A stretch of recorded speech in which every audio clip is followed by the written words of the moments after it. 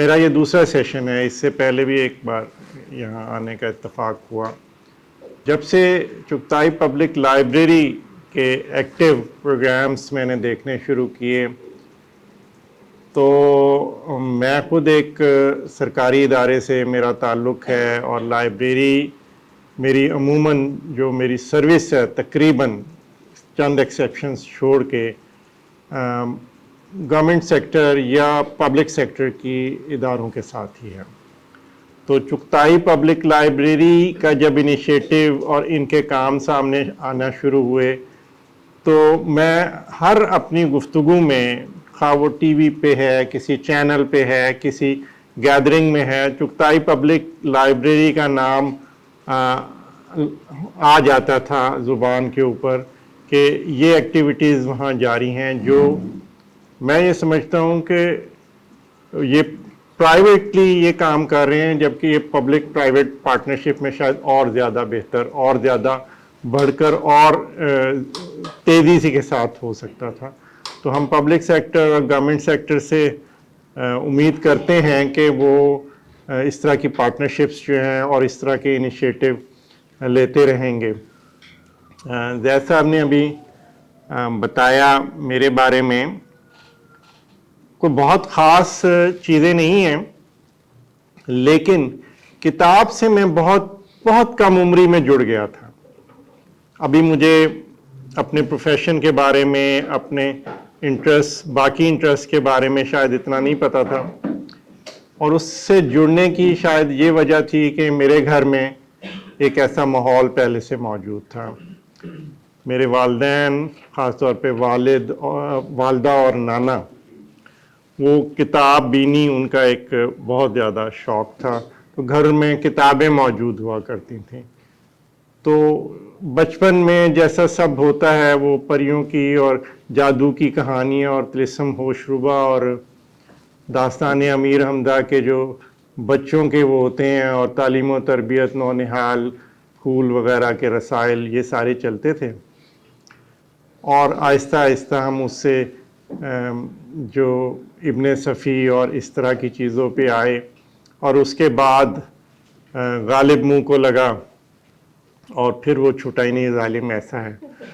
اور اس طرح فکشن میں بہت ساری ایسی چیزیں سامنے آنا شروع ہوئیں کہ قرۃ العین حیدر، عبداللہ حسین، اس زمانے میں اشفاق احمد، بانو قدسیہ، اور ان کی رائٹنگ، قدرت اللہ شہاب، یہ میں جب انٹر میں تھا تو یہ سب چیزیں جو ہیں وہ ہماری گرفت میں آنا شروع ہو گئیں، اور کتابوں میں ایک نئی دنیا جو ہے نا وہ بسنی شروع ہوئی۔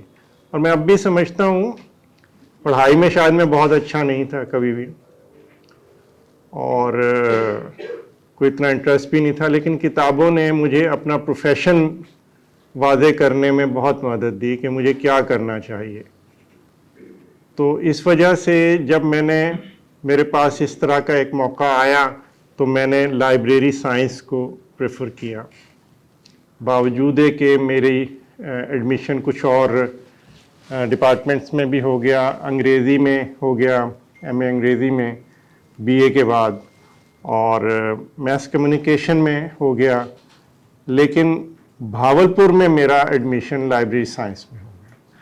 تو پھر وہ اعلیٰ تعلیم کے لیے بھاولپور چلے گئے، تو میں اعلیٰ تعلیم کے لیے بھاولپور چلا گیا، لاہور میں 2 ایڈمیشنز چھوڑ کے۔ اور میں آج بھی کہتا ہوں کہ مجھے اس پر کبھی بھی ریگریٹ نہیں ہوا کہ میں نے یہ شعبہ کیوں اختیار کیا تھا، کیونکہ ایک تو کتابوں کی دنیا میں رہنے کا موقع ملا، دوسرا یہ ہے کہ میرا جو شوق تھا ادب، اس کی بھی جو ہے نا آبیاری ہوتی رہی، اور اس کا نتیجہ یہ نکلا کہ ایم اے لائبریری سائنس مکمل کرتے ہی جاب شروع ہو گئی، گورنمنٹ کی جاب ایک مل گئی پبلک سروس کمیشن کے تھرو۔ ایک نالائق سا لڑکا ایم اے لائبریری سائنس میں ٹاپ کر لیتا ہے، یہ بھی بڑی حیرانی کن بات تھی میرے لیے کہ میری وہاں پہ پوزیشن آ گئی، اور اس کی بنیاد کے اوپر مجھے پبلک سروس کمیشن سے میری سلیکشن بھی ہو گئی۔ ایم اے اردو کیا کیونکہ شوق تھا، اور اسی شوق کے تحت ایم فل بھی کیا، اور اسی شوق کے تحت پی ایچ ڈی اردو ادب میں بھی کی۔ اردو ادب یا ادب کوئی بھی ہو، اس کو ہم کسی زبان میں قید نہیں کر سکتے۔ کتاب پڑھنا اور ادب پڑھنا جو ہے وہ اردو بھی پڑھا، شروع انگریزی جو ہے وہ پلپ فکشن سے، جو پاپولر فکشن ہوتا ہے اس سے شروع کیا، اور اس کے بعد سارا کلاسکس بھی دیکھا، ساری چیزیں دیکھیں۔ لیکن میں یہ سمجھتا ہوں کہ کتاب سے جڑنا انسان کی اپنی پرسنالٹی پہ بہت زیادہ اثر ڈالتا ہے۔ میں اپنی ذاتی آپ کو بتاؤں گا کہ شروع جو میرا تھا، ابتدا جو تھی، اس میں بہت سارے کمپلیکسز ہمارے ساتھ چل رہے ہوتے ہیں، اور وہ کمپلیکسز اس کی بہت ساری وجوہات ہوتی ہیں، آپ کی معاشی وجوہات بھی ہوتی ہیں، اور بھی چیزیں ہوتی ہیں۔ تو بات کرنے سے بہت جھجکتا تھا میں، اور اکثر محفل میں گفتگو کرتے ہوئے میں خاموشی کو ہی زیادہ جو ہے نا ترجیح دیتا تھا کہ خاموش رہا جائے۔ ویسے ابھی بھی یہی کہتا ہوں کہ میں خاموش رہوں اور سنوں زیادہ، لیکن یہ ہے کہ اس وقت تو میں ڈرتا تھا کوئی بھی کسی بھی قسم کی بات کرنے کے لیے۔ لیکن کتابوں نے مجھے بات کرنے کا سلیقہ دیا، بات کرنے کے اور گفتگو اور دلیل جو ہے نا اس سے بات کرنے کا سلیقہ دیا کہ کیسے بات کرنی ہے، اور کسی کو لاجواب کرنے کا مطلب اس کو قائل کرنا نہیں ہوتا۔ یہ بھی مجھے کتابیں پڑھ کر معلوم ہوا کہ آپ اگر کسی کو لاجواب کرتے ہیں تو اس کا مطلب یہ نہیں کہ آپ اس کو قائل بھی کر رہے ہیں۔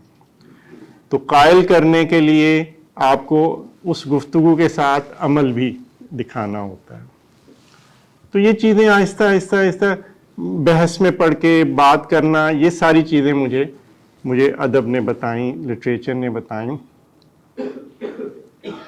زید صاحب نے ابھی ذکر کیا کچھ پبلیکیشنز بھی ہیں میری۔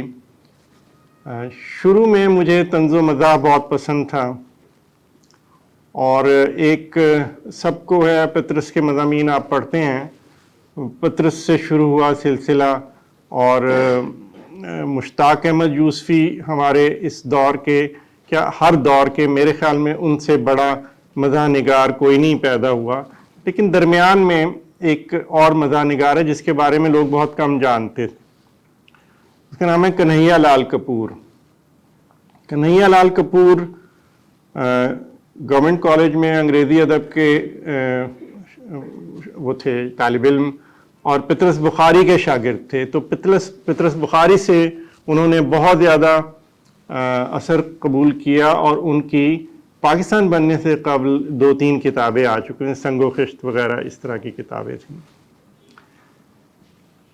تو میں نے جب مجھے ان کی پہلی کتاب ملی، مجھے بڑا شوق ہوا کہ ان کی دیگر چیزیں پڑھیں، تو وہ ملتی نہیں تھیں، تو اس پہ میں نے خاصی تحقیق کی، اور ایک کتاب میری کپور نامہ تقریباً 1200 صفحات کی، ان کے کلیکٹڈ ورکس جو ہیں نا وہ میں نے کمپائل کیے، اور مجھے خوشی ہے کہ ہندو پاکستان میں وہ اپنی نوعیت کا واحد کام تھا۔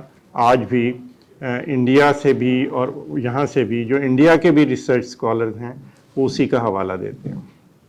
یہ میرے لیے ایک وہ تھا کہ میں نے اس پہ اس حد تک کام کیا، لیکن کام کرتے ہی اندازہ ہوا کہ کوئی بھی کام مکمل نہیں ہوتا، اور بہت ساری چیزیں اور ملنا شروع ہوئیں۔ تو اس کا ایک اور حصہ کتاب کا اردو طنز و مزاح کا کرشن کنہیا کے نام سے میری دوسری کتاب تھی جو کنہیا لال کپور پر تھی۔ لیکن اس سے قبل میں ایم فل کر چکا تھا، اور ایم فل میں مجھے ایک بڑا روکھا پھیکا سا موضوع ملا جو میری شاید مزاج کے مطابق نہیں تھا، لیکن کچھ وجوہات کی بنا پر وہ میں نے قبول کر لیا تاکہ وہ دیر نہ ہو جائے۔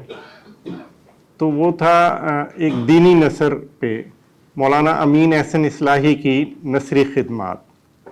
مولانا امین احسن اصلاحی دینی ادب میں بہت بڑا نام ہے۔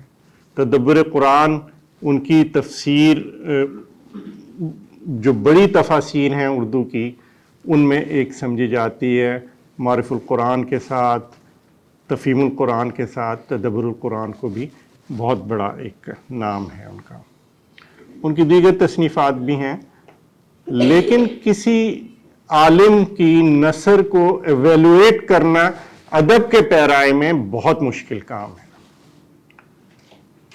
وہ مشکل کام الحمدللہ کر لیا، اور اس کے کرنے کے نتیجے میں ایم فل کی ڈگری کا سزاوار ٹھہرا، مجھے ایم فل کی ڈگری ملی، اور وہ میرا مقالہ ایک ادارہ مغربی پاکستان اردو اکیڈمی سے چھپا، اور حیرت انگیز طور پر اس مقالے کو، اس کتابی شکل میں چھپے ہوئے مقالے کو بھی ہند و پاک میں بہت زیادہ اہمیت ملی، اور آج بھی اصلاحی اسکالر کے طور پر مجھے جو ہے ان کی ادبی جو یا نثری جو ان کا کنٹریبیوشن ہے اس کے اوپر مجھے بات کرنے کے لیے بلایا جاتا ہے، اور ان کا خیال ہے کہ یہ اس کے علاوہ اس پر کوئی کام ہوا نہیں اس موضوع پر۔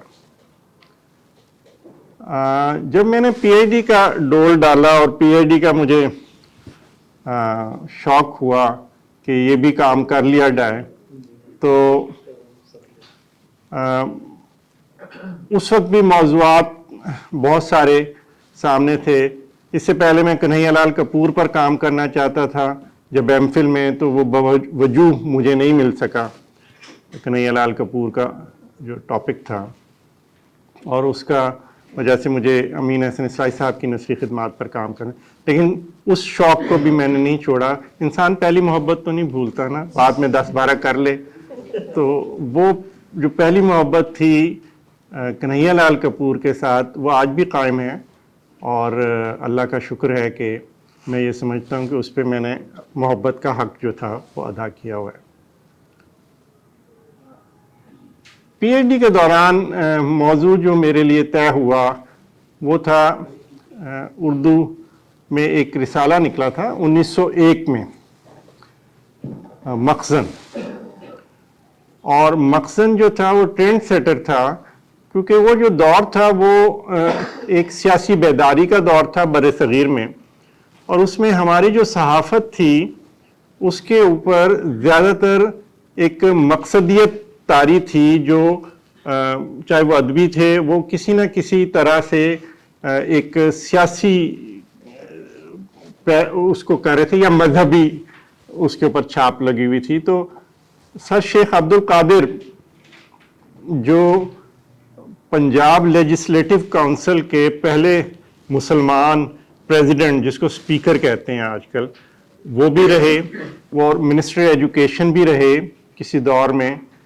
پنجاب لیجسلیٹو کونسل پاکستان بننے سے پہلے کی بات ہے، یہ 1935 کے جو انتخابات ہوئے اور اس کے بعد جو، تو انہوں نے 1901 میں he was quite young at that time, کہ وہ بہت نوجوان تھے شیخ عبد القادر، تو انہوں نے دیکھا کہ اس وقت ہمیں ادب میں ایک ایسے رسالے کی ضرورت ہے جو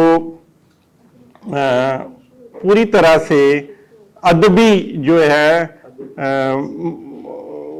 جو پیرایا ہے اس کو بیان کرے، اس پہ سیاست کی یا کسی اور چیز کی چھاپ نہ ہو، مذہب کی، سیاست کی۔ اور انہوں نے بالارادہ وہ ایک رسالہ نکالا جس کے مقاصد میں جو اہم مقصد تھا وہ یہ تھا کہ جو نئے رجحانات ہیں، خاص طور پہ وہ سمجھتے تھے کہ اردو شاعری تنگنائے غزل میں پھنسی ہوئی ہے، اور اس کو نکال کر نظم میں لے کے جایا جائے اور نظم کی پروموشن بھی ہو۔ اس وقت تک اردو افسانہ نہیں لکھا گیا تھا، اور دنیا میں فکشن لکھا جا رہا تھا۔ ہمارے ہاں داستانوں کے کچھ پرتاؤ ملتے تھے، کچھ چیزیں ملتی تھیں، لیکن اردو افسانہ، جس کو شارٹ سٹوری آپ کہتے ہیں، یہ ایک بہت ہی اسٹرانگ میڈیم ہے، اس وقت تک نہیں لکھا گیا تھا۔ تو انہوں نے اردو افسانے کے پروموشن کے لیے جو بدیسی ادب تھا، انگریزی اور ٹرکش خاص طور پر، اس وقت ترکی ادب، تو ان کے تراجم اس میں شامل کیے، اور مخزن نے نظموں کے تراجم، انگریزی نظموں کے تراجم بھی اس میں اور منظوم تراجم وہ شائع کیے.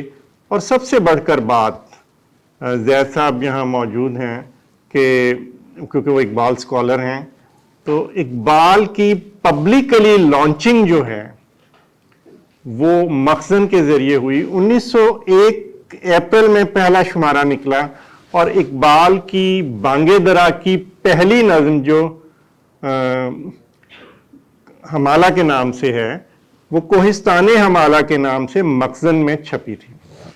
اس میں بعد میں جب وہ کتابی شکل میں آئی تو اس میں انہوں نے کچھ بند نکالے، کچھ اس کے اندر ترمیم اور اضافے کیے اور کچھ تنسیخ کی. لیکن اقبال کی جو لانچنگ ہوئی ہے پبلکلی وہ مخزن کے ذریعے، اور وہ ایک دوسرے سے جڑے، اقبال اور شیخ عبدالقادر. مخزن کا دیباچہ اس کا بانگ درا کا دیباچہ سر شیخ عبدالقادر نے لکھا. اور اس طرح آپ یہ دیکھیں کہ ہمارے شاعر مشرق، ہمارے جو قومی شاعر ہیں، وہ کس طرح مخزن ان کو یا مخزن سے وہ جڑے اور وہ مخزن ان سے جڑا، اور یوں جو ہے وہ ایک اچھا شاعر جو ہے وہ پبلکلی سامنے آنا شروع ہوا. اردو کا پہلا افسانہ، بلکہ اردو کے پہلے 4 افسانے مخزن میں چھپے. مولوی راشد الخیری کہ عبد الرشید کے نام سے بھی لکھتے تھے، شروع میں مختلف ناموں سے لکھتے تھے. راشد الخیری کا پہلا افسانہ جو اردو کا پہلا افسانہ ہے، نصیر اور ختیجہ کے نام سے، وہ اس میں چھپا مخزن میں. آج جو اردو نظم نظر آتی ہے، جس طرح نثری نظم ہے یا اردو نظم میں تجربات نظر آتے ہیں، تو میں یہ کہتا ہوں کہ اس میں مخزن کا بہت بڑا کردار ہے. اور اس پر مجھے ریسرچ کرنے کا موقع ملا. میرا مقالہ تھا اردو زبان و ادب کے فروغ میں مجلہ مخزن لاہور کا کردار. اور اس موضوع کو لینے میں ایک یہ بھی وجہ تھی کہ میں قائد اعظم لائبریری میں تھا، اور 2001 میں مجلہ مخزن کی تجدید جو ہوئی تھی ڈاکٹر وحید قریشی صاحب نے جو کی تھی، میں اس وقت اس رسالے سے منسلک ہوا تھا. تو یہ ایک میرے لیے انسپریشن بنی کہ میں مخزن پہ کام کروں، اور اس طرح میں وہ چیزیں ڈھونڈ کر سامنے لے آیا جو شاید وہ چیزیں جو پوشیدہ تھیں، گمی ہوئی تھیں ادب کے قاری سے. اسی کے پس منظر میں میری ایک کتاب سر شیخ عبدالقادر کا سیاحت نامہ یورپ بھی میں نے ترتیب دیا، اور وہ پہلی مرتبہ عبدالقادر کے 2 سفر نامے ہیں. ایک مقام خلافت ہے جو وہ کچھ عرصہ ترکی میں رہے، تو مقام خلافت کے نام سے انہوں نے وہ سفر نامہ استنبول اور اس کے حوالے سے لکھا. لیکن سیاحت نامہ یورپ ان کے مخزن میں چھپنے والے سیاحتی مضامین تھے، جس کو ایک کتابی شکل میں پہلی مرتبہ میں ہی لے کے آیا. تو میرے جو چند کنٹریبیوشنز ہیں، جس کی کوئی ویلیو ہے یا نہیں ہے، لیکن میرے لیے باعث اطمینان ہے ادب میں، وہ یہ ہیں تحقیقی نوعیت کے، کہ جو ہے نا وہ چیزیں ادب کی جو پوشیدہ تھیں یا گمی ہوئی تھیں ادب کے قاری سے، میں ان کو اس طرح سامنے لے کے آیا. تو اب تو وہ کیا ہوتا ہے ٹوائلائٹ آف مائی کیریئر، کہ اب اختتام ہے میرا ایز لائبریرین.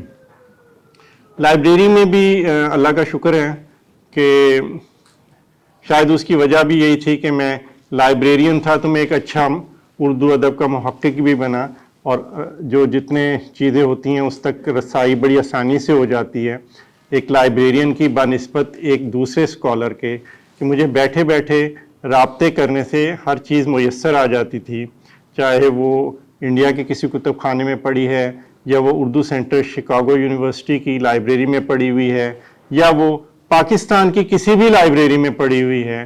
وہ ایک فون کال، ایک میسج پہ، کئی بار وہ مجھے واٹس ایپ کے ذریعے، اور اس زمانے میں تو واٹس ایپ نہیں تھا، فوٹو کاپیز کے ذریعے مجھے جو ہے وہ بڑی آسانی سے میسر آ جاتی تھی. چیزیں ای میل میں مل جایا کرتی تھیں مجھے اسکین کاپیز جو ہیں. تو یہ ایک مجھے فائدہ تھا. کیریئر میرا شروع ہوتا ہے گورنمنٹ کالج گورنمنٹ پالی ٹیکنیک انسٹیٹیوٹ لیا سے بطور لائبریرین کے, اور وہاں سے قائد اعظم لائبریری سے میں international college school and college of Pakistan Kuwait کچھ عرصہ, اور اس کے بعد میں جی سی یونیورسٹی فیصل آباد, اور وہاں سے پنجاب یونیورسٹی کا سفر ہے. 16ویں گریڈ سے لے کے 20ویں گریڈ تک کا یہ سفر ہے. تو یہ کیریئر کا یہ تھا سارا سلسلہ. بہت شکریہ. سر جیسے کہ آپ نے تذکرہ کیا کہ آپ کا ادب پڑھنے اور لکھنے سے کافی وابستگی رہی, تو سر ادب کو پڑھنے میں جو موٹیویشنل فورس ہو سکتی ہے وہ مجھے تھوڑی سمجھ میں آتی ہے کہ اسے پرسنالٹی میں اور ایک سیلف ہے اس کے ایکشنز میں چینجز آتی ہیں. ادب کو لکھنے میں کیا موٹیویشنل فورس ہو سکتی ہے, یا آپ کے پاس کون سی موٹیویشنل فورس تھی جس نے آپ کو ادب کو لکھنے میں موٹیویٹ کیا؟ اچھا, ادب لکھنے میں دو چیزیں ہوتی ہیں. ایک تو آپ کا فطری طور پر رجحان ہوتا ہے. بہت سارے ادیب شاعر ایسے ملیں گے جو شاید بہت پڑھے لکھے نہیں تھے. اس کی مثال میں دیتا ہوں منٹو کی, کہ منٹو یا ممتاز مفتی بہت پڑھے لکھے لوگ نہیں تھے, انٹرمیڈیٹ ہوں گے شاید اس سطح کے وہ لوگ تھے, لیکن اتنا بڑا ادب لکھا کہ وہ ان پہ پی ایچ ڈیاں بھی ہوئیں, ان کے اوپر بہت سارا کام بھی ہوا, لیکن وہ ان کے اندر ایک فطری طور پر اس چیز کا رجحان تھا کہ ان کا مشاہدہ قلم سے جو ہے نا وہ ٹپکنے لگ پڑتا تھا. لکھنے کے لیے جو آؤٹر جو بیرونی طور پر کوئی انسپریشن ہو سکتی ہے وہ مطالعہ ہی ہے. جتنا زیادہ آپ نے پڑھا ہوگا, غالباً حالی نے جو مقدمہ شعر و شاعری میں بات کی وہ یہ کی تھی کہ جب پھل پک جاتا ہے تو رس خود بخود اس کے اندر سے ٹپکنے لگ پڑتا ہے. تو جب آپ کا مطالعہ اتنا ہو جاتا ہے کہ آپ کے پاس اتنی بات کہنے کے لیے کوئی مختلف پیرائے آنا شروع ہو جاتے ہیں اور اس کے اندر آپ کے مشاہدے کا تڑکا لگ جاتا ہے, تو لکھنا آسان ہو جاتا ہے. مطالعہ اگر آپ سمجھتے ہیں کہ ابھی آپ کو لکھنے میں شاید کوئی ہچکچاہٹ ہے تو مطالعہ زیادہ کیجئے, آپ کو خود بخود انسپریشن ملنا شروع ہو جائے گی. دوسرا یہ کہ اپنی طاقت کو پہچانیے کہ آپ کس موضوع کے اوپر آسانی سے لکھ سکتے ہیں. ضروری نہیں کہ آپ شاعر بنیں, اس کے لیے طبیعت کا موضوع ہونا بہت ضروری ہوتا ہے کہ طبیعت میں موضوعیت ہوگی تو آپ شاعر بنیں گے. میں شاعر نہیں بنا, میں نے شاعری کی, چھپی بھی میری شاعری اچھے رسائل میں بھی چھپی, لیکن میں یہ سمجھتا ہوں کہ میرے طبیعت میں موضوعیت نہیں تھی تو وہ میں نے اس کو مزید نہیں, میں نثر میں زیادہ کمفرٹیبل ہوں, نثر میں لکھنا مجھے آسان لگتا ہے تو میں نثر میں زیادہ لکھتا ہوں. شاعری نہیں کرتے, اس کے لیے موضوعیت ہونا ضروری ہے, طبیعت کا موضوع ہونا اور اوزان سے واقفیت ہونا ضروری ہے. لیکن نثر کے لیے جملے کی ساخت اور ان چیزوں کو جاننے کے لیے آپ پہلے خود لکھنا شروع کریں, کچھ بھی لکھیں, اور اس کے بعد اس کو ایک دو بار دوبارہ دیکھیں. کچھ لکھ کے رکھ لیں, تھوڑے دنوں بعد دوبارہ دیکھیں گے, آپ اس کو بہتر کرتے چلے جائیں گے, اور اسی پریکٹس سے لکھنا آئے گا. لیکن روزانہ لکھنے کی پریکٹس کریں گے تو کام آگے چلے گا. سر میں جیسے کہ آپ نے فرمایا کہ 19th سینچری میں اور ارلی 20th سینچری میں ادب پر مذہب اور پالیٹکس کی چھاپ تھی. ادب پہ نہیں, آپ کہتے ہیں صحافت پر. صحافت پر, اچھا. اور ہمارے اکثر و بیشتر جو صحافی تھے وہ ادیب بھی تھے.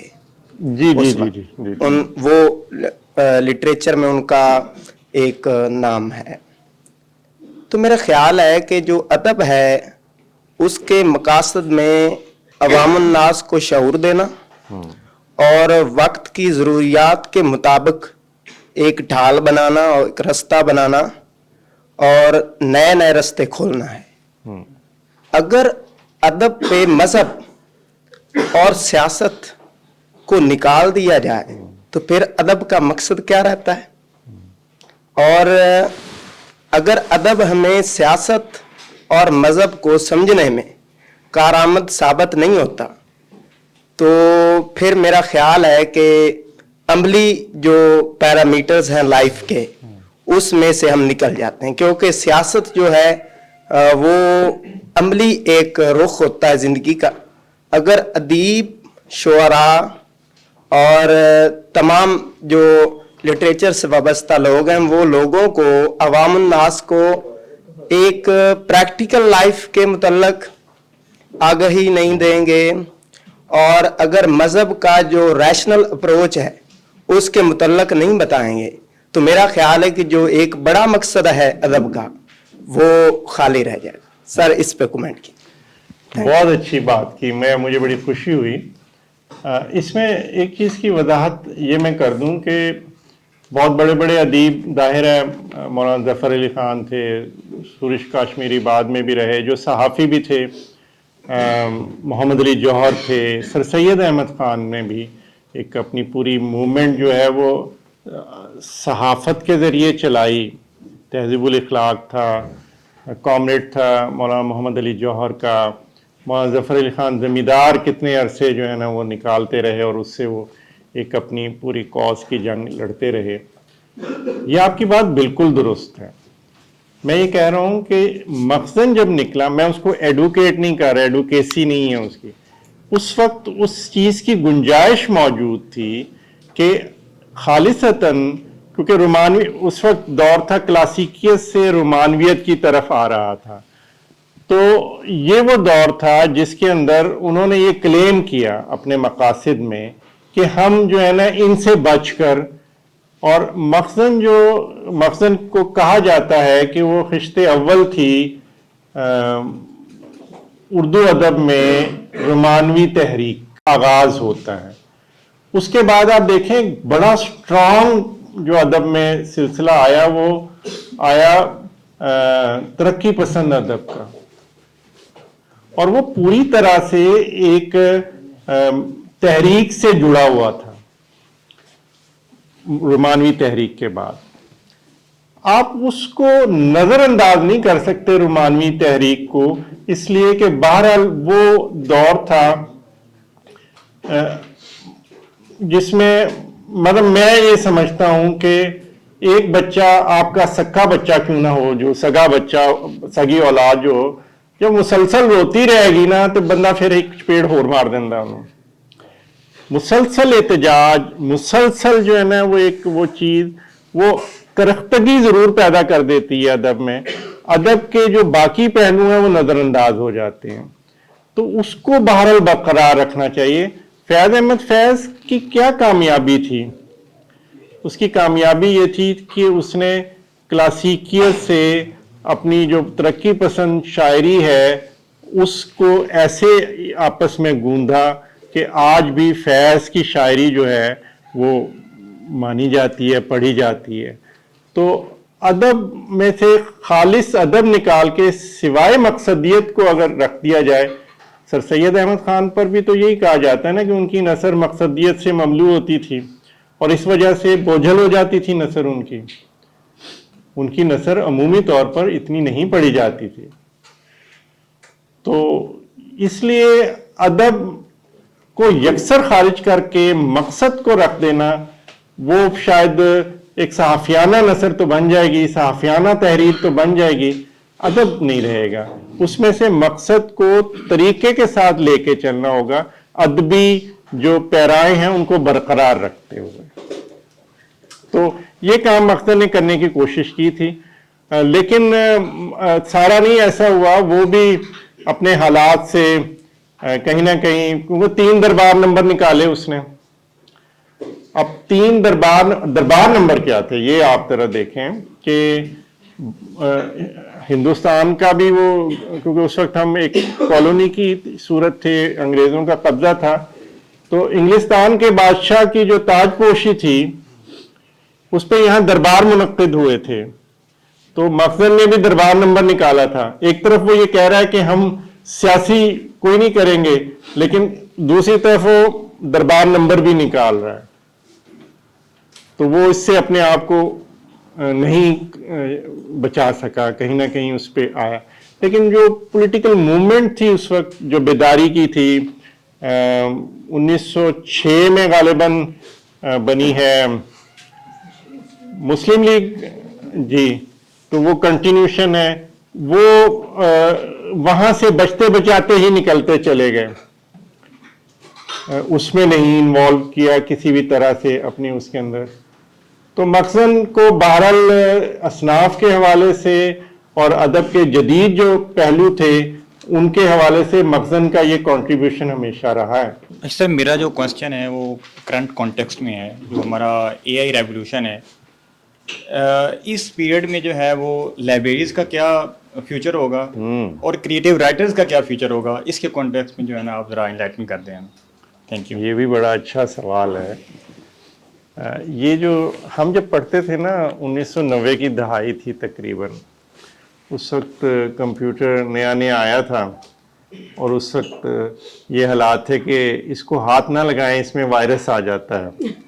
اور وہ کمپیوٹر وائرس جو ہے نا وہ شاید انفیکشس ڈیزیز ہے جو ہاتھ لگانے سے ادھر سے ادھر چلی جاتی ہے. یہ اس دور کی میں بات کروں, نہ ہاتھ نہ لگانا, اس میں وائرس آ جاتا. اس وقت بھی ایک سوال 1990 کی دہائی جو تھی کہ are we advancing towards paperless society, یہ ایک مرج ہو رہا تھا. ہمارے ذہنوں میں بھی آتا تھا کہ ہم اس طرح ہوں گے. 1985-80 کی دہائی میں مجھے ایک دفعہ انڈیا جانے کا اتفاق ہوا.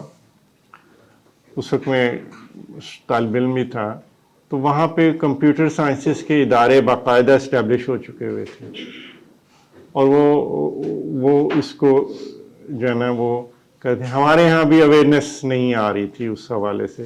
80 کی دہائی میں کمپیوٹرز کے بارے میں بہت کم اویئرنیس تھی ہمارے یہاں. اور شروع کے میں کیونکہ ایکس جنریشن سے میرا تعلق ہے, تو ایکس جنریشن جس نے ساری ٹرانسفارمیشن دیکھی ہے, ڈائل والے ٹیلی فون سے لے کے آج کے جو ہمارے اینڈرائڈ سیٹ اور یہ ہیں, وہ میں اس کا شاہد ہوں, میں اس سے گزرا ہوا ہوں. آپ لوگوں نے ڈائل والے ٹیلی فون نہیں دیکھے ہوں گے جس میں لانگ ڈسٹینس کال کے لیے کئی کئی گھنٹے انتظار کرنا پڑتا تھا. جب میں یورپ میں تھا, کویت میں تھا, تو کویت سے مجھے یہاں ملانے کے لیے خاصا کئی بار انتظار کرنا پڑتا تھا اس کا. تو ہم یہاں سے کراچی کال کرتے تھے تو لانگ ڈسٹینس کال بک کروانی پڑتی تھی. یہ بھی تھا, ڈائل ہوتا تھا, پھر وہ بٹنوں والا فون آیا, پھر کارڈلیس فون میں کویت سے ہی لے کے آیا تھا. اس وقت کارڈلیس فون تو بڑے ہم خاندان میں دکھائے, دیکھو جی یہ چکے سے دل جا کے بھی گل کر سکنے, دل جا کے بھی گل. آج آپ کی پرائیویسی فون کی وجہ سے ختم ہو چکی ہوئی ہے بالکل. آپ کو کسی وقت بھی کوئی بھی فون کال آ سکتی ہے, خواہ آپ ڈرائیو کر رہے ہیں یا آپ کھانا کھا رہے ہیں یا آپ سو رہے ہیں, کچھ بھی ہے. ہم بہت جلدی اپروچیبل بن جاتے ہیں, بالکل اپروچیبل. اس کو دیکھا ہے میں نے. میں یہ سمجھتا ہوں کہ کتاب, یہ جو کاغذ والی کتاب ہے, یہ کم ہو رہی ہے, اس میں کوئی شبہ نہیں ہے, لیکن اس نے کہیں محفوظ ضرور ہونا ہے. اب وہ ای فارمیٹ میں ہم کتابیں محفوظ کرنا شروع کر دیا ہوا ہے ہم نے, اس کی ایکسیسیبلٹی بھی بڑھتی جا رہی ہے. رائٹرز کے لیے جو آپ نے بڑی اچھی بات کی, اس پہ ابھی پچھلے دنوں رائل پام میں ایک سیشن ہوا, اور اس میں جو ہماری پنجاب گورنمنٹ ہے اس نے ایک بڑا اچھا وہ قدم اٹھایا کہ ہم جو ہے وہ ای پبلشنگ کی طرف جائیں گے. اب ہمیں مطلب بے لگام نہیں ہونا چاہیے کوئی بھی چیز. آپ رائٹر ہیں, آپ نے کچھ لکھا ہے, تو آپ کے انٹلیکچوئل رائٹس ہیں اور وہ محفوظ ہونے چاہیے. ایک پبلشر ہے جو اس کو ایڈٹ کر کے پبلش کر رہا ہے, وہ ای فارمیٹ میں کر رہا ہے پبلش, اس کے رائٹس ہیں, وہ رائٹس جو ہیں نا وہ اس کے محفوظ رہنے چاہیے. تو اس کے لیے ہمیں ای پبلشنگ میں جانا ہوگا اور ای پبلشنگ کے کچھ رولز طے کرنے ہوں گے. اس سے خوفزدہ نہ ہوں, اگرچہ میں نے بتایا نا کہ میں ایکس جنریشن سے ہوں. آئی لو ٹو ریڈ بکس کہ جو پرنٹڈ آن पेपर, मुझे पसंद है कि मैं नीम दराज होके